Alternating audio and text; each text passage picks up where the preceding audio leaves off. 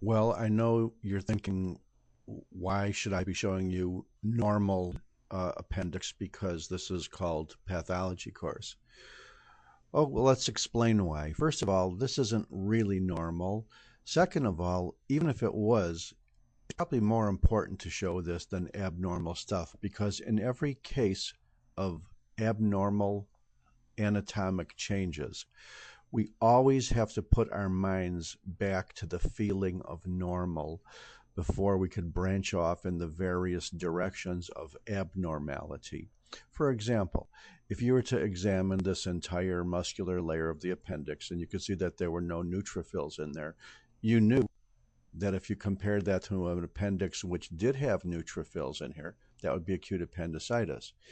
A lot of people think that appendicitis is inflammation due to any reason or any part. Well, that's not really true because classically, in order for an appendix to be acutely inflamed, you should have neutrophils in the muscularis. But I know what you're thinking. You're thinking, well, that's only one phase of an infection. What about the phase in which you just have dilatation of blood vessels? That's a very early phase of acute inflammation, isn't it? Well, yes, it is. And in this appendix here, you could see that in the serosa, the blood vessels are quite prominent. So all that means is that there is hyperemia in the serosa due to any cause. And perhaps if it was primarily a case in which the serosa was hyperemic, maybe there would be an external cause, like, for example, a peritonitis or something from the outside causing irritation to the serosa.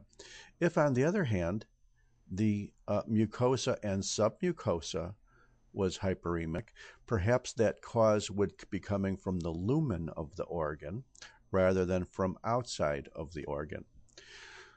Well, I guess we should remember that as a very important factor of normal. We could call this, the people who made this slide called it normal with congestion, and that's true.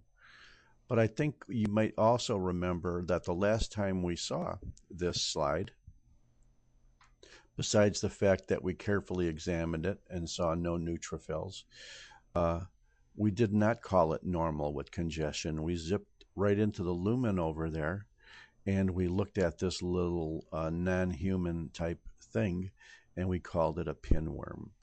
And the reason why this may be called normal now is because even though there's a pinworm in the lumen, it's not causing any primary mucosal or mural inflammatory changes. So once again, let's just kind of remember that I cannot overemphasize how important it is to understand the various facets of normal histology, because until we have like a really solid understanding for normal histology in all aspects, backwards, forwards, upside down, poor stains, crappy stains, you could never really have a good feel for what the possible anatomic disease patterns would be. And how many diseases are anatomic? They all are. Thank you very much.